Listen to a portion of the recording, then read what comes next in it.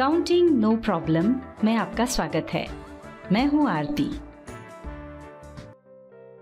Tally prime की इस video series के आज के अध्याय में हम आपको बताएंगे डबल एंट्री सिस्टम क्या है और साथ ही कुछ अन्य परिभाषाएं।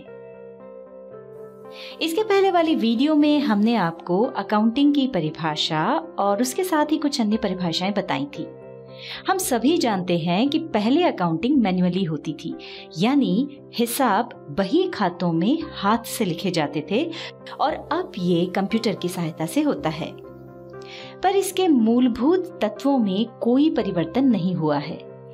आइए पहले कुछ वीडियोस में हम समझ लेते हैं कि जो मैनुअल अकाउंटिंग होती थी वो किस तरह होती थी।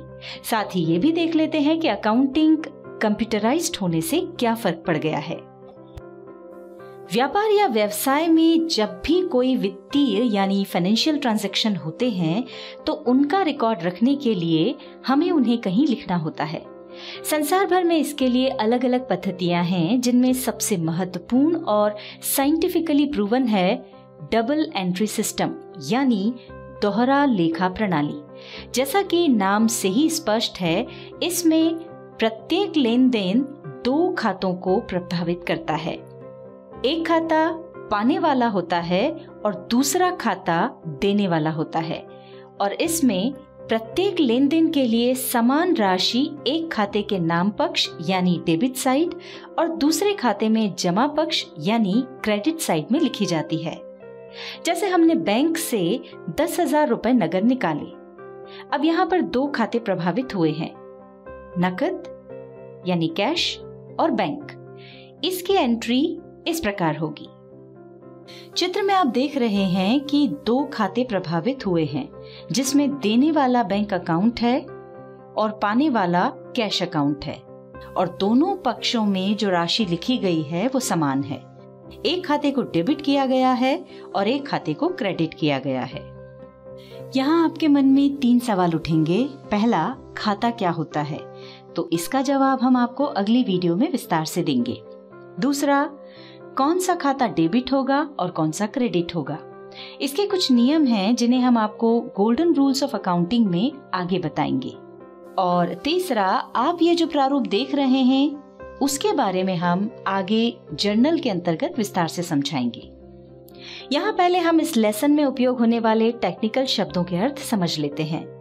लेनदार यानी क्रेडिटर, वो व्यक्ति या संस्था जो किसी अन्य व्यक्ति या संस्था को उधार माल या सेवाएं बेचती है या रुपया उधार देती है। ऋणदाता या लेनदार यानी क्रेडिटर कहलाती है। लेनदार को भविष्य में ऋणी से धनराशि प्राप्त होना होती है। संक्षेप में, जब हम किसी से उधार माल खरीदते हैं तो वो हमारा क्रेडिटर कहलाता है। उदाहरण के लिए, पारस ने राहुल से 10,000 रुपए का माल उधार खरीदा। यहाँ पारस की बुक्स में राहुल क्रेडिटर कहलाएगा। अब हम समझते हैं देनदार यानी डेटर के बारे में। वो व्यक्ति या संस्था जो किसी अन्य व्यक्ति या संस्था से उधार माल या सेवाएं खरीदती है या रुपया उधार लेती है, ऋणी या देनदार यानी डेटर कहलाती है। देनदार को भविष्य में एक निश्चित दिन यानी एक निश्चित अवधि के बाद पैसा चुकाना होता है। संक्षेप में, जब हम किसी को उधार माल बेचते हैं तो वो हमारा डेटर कहलाता है। उदाहरण के लिए, अनिल ने राज को 5,000 रुपए का माल उधार बेचा। यहाँ अनिल की बुक्स में राज डेटर कहलाएगा और राज की बुक्स में अनिल क्रेडिटर कहलाएगा। अब हम समझते हैं पूंजी यानी कैपिटल के बारे में। व्यापार का स्वामी यानी ऑनर जो रुपया, माल या संपत्ति व्यापार में लगाता है, उसे पूंजी कहते हैं। व्यापार में लाभ होने पर पूंजी बढ़ती है और हानि होने पर पूंजी घटती है। यहाँ एक बहुत महत्वपूर्ण बात ध्यान रखें कि अकाउंटिंग में व्यापारी और व्यापार दोनों को अलग अलग माना गया है। इसलिए व्यापार में ओनर द्वारा लगाई गई पूंजी व्यापार की लायबिलिटीज मानी जाती हैं, यानी व्यापार के लिए ऑनर द्वारा लगाई गई पूंजी व्यापार के लिए कर्ज है। उदाहरण के लिए, विकास ने 20,000 रुपए नकद और 10,000 के माल से कपड़े का व्यापार प्रारंभ किया, तो ऐसी स्थिति में उसकी व्यापार में लगी हुई इस पूंजी की राशि 30,000 रुपए होगी। अब हम देखते हैं कि स्वामी यानी ऑनर कौन होता है। वो व्यक्ति या व्यक्तियों का समूह जो व्यापार में आवश्यक पूंजी लगाते हैं, व्यापार का संचालन करते हैं, व्यापार की जोखिम सहन करते हैं तथा लाभ और हानि के अधिकारी होते हैं, व्यापार के स्वामी कहलाते हैं। यदि किसी व्यापार का स्वामी या मालिक एक व्यक्ति है तो वह एकाकी व्यापारी यानी प्रोपराइटर कहलाता है, और यदि मालिक 2 या 2 से अधिक व्यक्ति हैं तो साझेदार यानी पार्टनर्स कहलाते हैं। पर यदि बहुत से लोग मिलकर संगठित रूप से कंपनी के रूप में कार्य करते हैं तो वे उस कंपनी के अंशधारी यानी शेयर होल्डर्स कहलाते हैं। अगली परिभाषा है आहरण यानी ड्रॉइंग्स। व्यापार का स्वामी अपने निजी खर्च के लिए समय समय पर व्यापार में से जो रुपया या माल निकालता है वो उसका आहरण या निजी खर्च कहलाता है। उदाहरण के लिए यदि कोई व्यापारी दुकान के कैश में से अपने निजी खर्च के लिए 500 रुपए निकाल लेता है तो ये उसकी ड्रॉइंग्स कहलाएंगी। संपत्ति यानी असेट्स।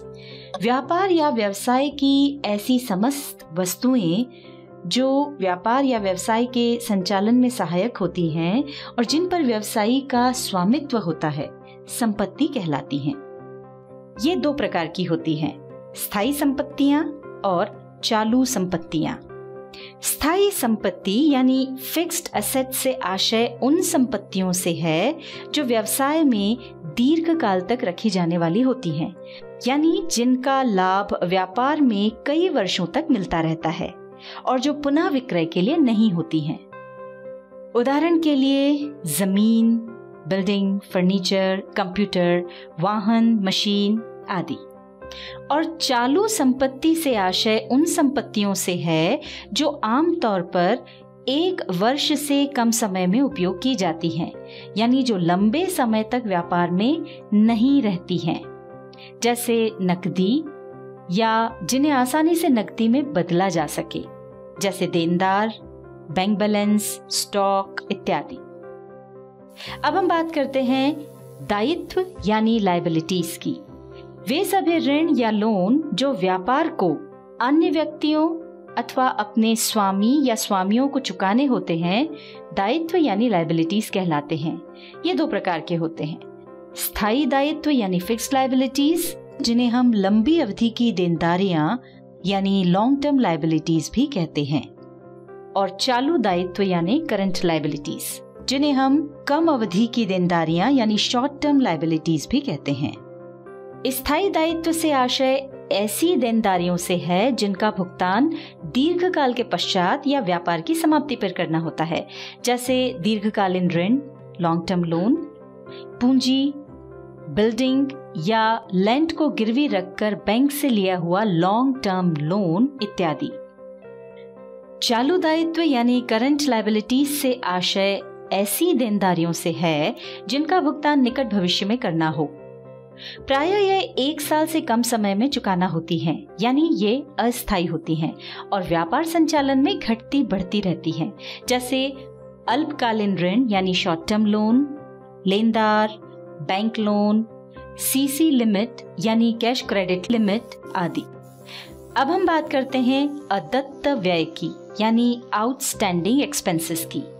ऐसे समस्त व्यय जिनकी सेवाएं तो प्राप्त कर ली गई हैं परंतु उनके मूल्य का भुगतान अभी तक नहीं किया गया है, जैसे कि वर्ष समाप्ति पर कर्मचारी की सैलरी बाकी है या मकान मालिक का किराया बाकी है यानी देना है किंतु दिया नहीं गया है, तो वर्ष समाप्ति पर इसका प्रोविजन करना होगा। इस तरह के प्रावधान को अदत्त व्यय कहते हैं। अब हम बात करते हैं मूल्यह्रास यानी डेप्रिसिएशन की। किसी वस्तु या संपत्ति के उपयोग से समय व्यतीत हो जाने पर, मूल्यों में परिवर्तन से, नष्ट हो जाने या अन्य किसी कारण से जब संपत्ति के मूल्य में कमी आ जाती है तो इस मूल्य में होने वाली कमी को डेप्रिसिएशन कहते हैं। उदाहरण के लिए हमारे पास कोई मशीन है और हम उसका लगातार उपयोग कर रहे हैं। इस उपयोग से उसका मूल्य कम हो जाएगा। मूल्य की यही कमी मूल्यह्रास या घिसारा या डेप्रिसिएशन कहलाती है। अब हम समझ लेते हैं वित्तीय वर्ष यानी फाइनेंशियल ईयर को। ये 12 माह की अवधि होती है जिसका हम लेखा जोखा प्रस्तुत करते हैं। चूंकि ये अवधि 12 माह की होती है इसलिए एक वर्ष कहलाती है। हमारे भारत में ये अवधि यानी वित्तीय वर्ष 1 अप्रैल से प्रारंभ होकर 31 मार्च को समाप्त होता है। उदाहरण के लिए 1 अप्रैल 2020 से प्रारंभ होकर 31 मार्च 2021 को समाप्त होने वाली ये जो अवधि है या 12 महीने का जो समय है उसे एक फाइनेंशियल ईयर कहेंगे। चलिए आगे बढ़ते हैं। जैसा कि हमने आपको इस वीडियो के आरंभ में बताया कि डबल एंट्री सिस्टम में हर लेन देन 2 खातों को प्रभावित करता है। तो पहले हम ये समझते हैं कि खाता क्या होता है। जब किसी व्यक्ति विशेष वस्तु, सेवा या आय व्यय इत्यादि से संबंधित समस्त लेन देन एक निश्चित स्थान पर तिथिवार और नियमानुसार रखे जाते हैं तो उसे उसका खाता यानी अकाउंट कहते हैं। किसी भी खाते के 2 पक्ष होते हैं, डेबिट साइड यानी नाम पक्ष और क्रेडिट साइड यानी जमा पक्ष। डेबिट साइड बाईं तरफ होता है और क्रेडिट साइड दाईं तरफ होता है। हम इसे एक उदाहरण से समझ लेते हैं। जैसे हमने राम से 1 लाख रुपए उधार लिए और टुकड़ों में उसे वापस चुका दिए। देखिए राम का खाता कुछ इस तरह से दिखेगा। यहाँ आप देख सकते हैं जब हमें राम से रुपए प्राप्त हुए हैं तो हमने उन्हें क्रेडिट साइड में लिखा है और जब हमने राम को रुपए वापस किए हैं तो उन्हें डेबिट साइड में लिखा है। इस वीडियो में आपने जाना कि डबल एंट्री सिस्टम क्या है और कुछ अन्य परिभाषाएं। इसके बाद वाली वीडियो में हम आपको बताएंगे कि अकाउंट कितने प्रकार के होते हैं।